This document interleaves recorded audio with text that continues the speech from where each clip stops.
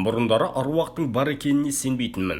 Осы бір оқиғадан кейін аруақтың бар екеніне және олардың кейде адамдардың арасына келетініне анық көз жеткіздім. Сол оқиғаны айтып берейін. Осыдан біраз жыл бұрын жастайдан бірге өскен досым Асқар мені өзімен қызметтес бір бойжеткенмен таныстырмақшы болды. Өйткені мен 30-ға келсем де әлі үйленбей жүргем, ал Асқардың отбасы бар. Сондықтан екеуміздің бұрынғыдай емін-еркін араласып, бірге қыдыруымыз азайған. Асқардың ойы, егер мен үйленсем, отбасымызбен бірге араласамыз. Асқардың айтуынша қызметтес құрбысы маған лайық, нағыз жар болатын керемет жан. Тіпті екеуміздің мінез-құлқымыз, қызығушылықтарымыз, көзқарасымыз да ұқсас екен. Яғни екеуміз бір бүтіннің екі жартысымыз. Сөйтіп Асқар айтқан қызбен танысатын болдым. Келіскенімізде мен бейтаныс бойжеткенді кафеде күттім. Бар жақсымды үстіме іліп алдым. Құр қол емеспін. Қолымда бір бума гүлім де бар. Қыздардың кездесуге кешігіп келетін білсем де, сәл ертелеу бардым. Қыз келгенше тамаққа тапсырыс бермей, кофе ішіп отыра тұруды ұйғардым. Кофені асықпай ішіп, қызбен қалай әңгіме өрбітуді де іштей ойлап отырдым. Сағатқа қарасам, келгеніме де 1 сағаттан асыпты. Бірақ қыздан хабар жоқ. Асқардан қыздың телефонын алмағаныма да өкіндім. Асқардың айтуынша, қыз менің суретімді көрген, сырттай таниды. Қыздан хабар болмаған соң даяшыны шақырып, тағы да кофе әкелуін сұрадым. Бұл нешінші шынаяқ кофе екенінде есімде жоқ. Әйтеуір бос отырмайын деп ішіп отырмын. Даяшы кете бергенде кафеге қара шашы иығына түскен, аққұба өңді, сұңғақ бойлы, ажарлы бойжеткен кіріп келді. Асқар айтқан қыз дәл осы болу керек, деп ойладым ішімнен. Қыз есік алдында сәл бөгеліп, мен отырған столға қарай беттеді. Тұруға ыңғайлана бергенімде қасынан өте шығып, кейінгі столда отырған екі қызға қосылды. Сол кезде даяшыда кофе әкелді. Осы қыздар неге кездесуге кешігіп келеді екен, деп бейтаныс қызға іштей өкпеледім. Бірақ не болса да күту керек. 2 сағат күткен соң үмітімді үзіп, даяшыға сыра мен кәуапқа тапсырыс бердім. Тағы 2 сағаттай отырып, 5-6 кружка сыра іштім. Бойда сәл қызу пайда болған секілді. Ішкен жегеннің ақысын төлеп, гүлді даяшы қызға тарту еттім де есікке беттедім. Дәл есікке жақындағанда ту сыртымнан біреу қарап тұрғандай сезілді. Бағанағы жанымнан өте шыққан қыз болар, деп ойладым. Бір сәтке барып таныссам ба екен, дегенде ой келді. Бірақ бір күш мойында бұрғызбай тысқа жетеледі. Дала қараңғы екен, күз мезгілі болатын.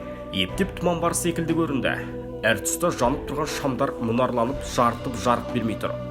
Бойымды сергітіп, біраз жаяу жүруді ұйғардым. Әудем жер жүргенде соңынан біреу еріп келе жатқандай көрінді. Қыз баланың өкшесінің тоқылы анық естілді. Тоқтап, артыма бұрылдым. Өкшенің тықылы да тоқтады. Қараңғы түн, әрі тұман болғандықтан 10-15 метрден әрісі көрінбейді. Сәл бөгелдім.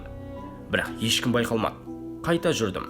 Сәлден соң өкше тықылы соңынан тағы ілесті. Жүрісімді жылдамдатып едім, өкше тықылы да жылдамдады. Жетіп алсын деп ойлап ақырын жүрдім. Өкше тықылы да баяулады. Бойымды қорқыныш билей бастады. Тоқтадым. Тәуекел, кім болса да көрейін, деп кері жүрдім. 20 метрдей жүргенде оңға қарай бұрылған көше бар екен. Сол тұста бөгеліп жан жаққа қарадым. Ешкім көрінбейді.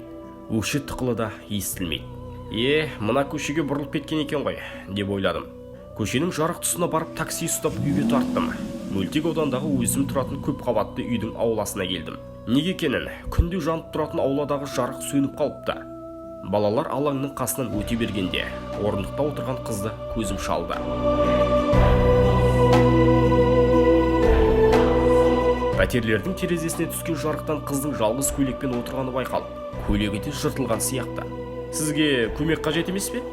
Деп сұрадым. Бірақ қыздан жауап болмады. Бұрылып қасына бардым. Қыздың үстінде жалғыз ақ көйлек. Көйлегінің арқа тұсы жыртылыпты. Қан байқалады. Көмек қажет пе? Деп қайта сұрадым. Қыз үнсіз. Иығынан тартып өзіме қараттым. Қыздың жүзінде қан жоқ, сұп-сұ. Көзінің жанары жоқ секілді көрінді. Шашы жалбырап кеткен, басы жарылған. Наша шеккен екен ғой, біреулер ұрып кеткен-ау, деп ойладым. Жедел жәрдеммен полиция шақырайын деп қалтамнан телефонымды алдым. Қырсық шалғанда телефон өшіп қалыпты. Қап, қуаты бітіп қалыпты-ау, деп ойладым. Басыма бөтен ой келген жоқ. Мен мына үйде тұрамын. Үйге жүріңіз, жылынып аласыз. Үйден жедел жәрдемге хабарласамыз, деп қызды жетекке алдым. Үйдің кіре берісі қараңғы болатын. Қорықпаңыз, мен 2-ші қабатта тұрам. Ақырын маған ілесіңіз, деп 2-ші қабатқа көтерілдік. Мына жерден ұстап тұрыңыз, деп баспалдақтың жақтауын ұстадым да өзім есікті ашуға кірістім. Қас қылғанда есіктің құлпына дәл түсе алмай біраз әуре болдым. Әрең дегенде есікті ашып дәліздің шамын жақтым да, үйге кіріңіз, деп артыма қарасам, қыз жоқ. Қайда кетіп қалдыңыз? Деп дауыстадым. Жауап болмады. Жүгіріп тысқа шықтым. Ешкім көрінбейді. Ұзап кетіп қалатындай уақыт өткен жоқ. Қайда жоқ болып кеткені түсініксіз. Қайта үйге кірдім. Үйден фонарик алып 5-ші қабатқа дейін көтеріліп қарап шықтым. Жоқ. Үйге келген соң бойымда үрей пайда болды. Қонақ бөлменің шамын жағып қойдым да, көңілімді бөлу үшін теледидардан шоу бағдарлама қарап диванға қисайдым. Әлден уақытта ту сыртымнан біреу қарап тұрғандай болды. Шынымды айтсам, басымды бұрып қарауға қорқып, қозғалмай жата бердім. Сәлден соң, дәл арқа тұсымнан біреудің тыныс алғанын сездім. Қозғалуға шама жоқ. Іштей, сақтай көр, деп Құдайға сыйынып жатырмын. Бір кезде төбемнен үңіліп, бетіме қараған бейнені көрдім. Бағанағы қыз. Міне, кездестік, деді. Қорыққаннан айғайлап жібердім. Бірақ дауысым шықпады. Есімнен танып қалдым. Есімді жиғанда таң атып кеткен екен. Қалай келгенім есімде жоқ. Ас бөлмеде, еденде жатырмын. Орнымнан атып тұрдым. Қолыма пышақ алып үйдің бәрін қарап шықтым. Ешкім жоқ. Есімді жиып Асқарға телефон соқпақ болдым. Телефонның қуаты тосылып қалғаны есіме түсіп, тоққа қосайын деп қарасам, түнде ғана өшіп тұрған телефон қосылып тұр. Тіпті қуаты ортаймапты да. Асқарға хабарласып, қызметтес құрбың кездесуге келмеді, деп ренжідім. Асқар, ол енді ешқашан кездесуге келмейді. Кеше сенімен кездесуге келе жатқанда көлік қағып кетіп, мерт болыпты. Ертең жерлеуі, деді. Алғашында бұл Асқардың қалжыңы ма екен деп ойладым. Бірақ Асқардың даусындағы мұңнан мұның ақиқат екені сезіліп тұрды. Бойымдағы қорқыныш кете қоймаған соң бір емшіге барып оқытып түсімді айтып едім. Ол қайтыс болған қыздың аруағы. Ол қыз сенімен кездесуді қатты қалаған екен. Өзі өлген соң кездесуге аруағы келген, деді.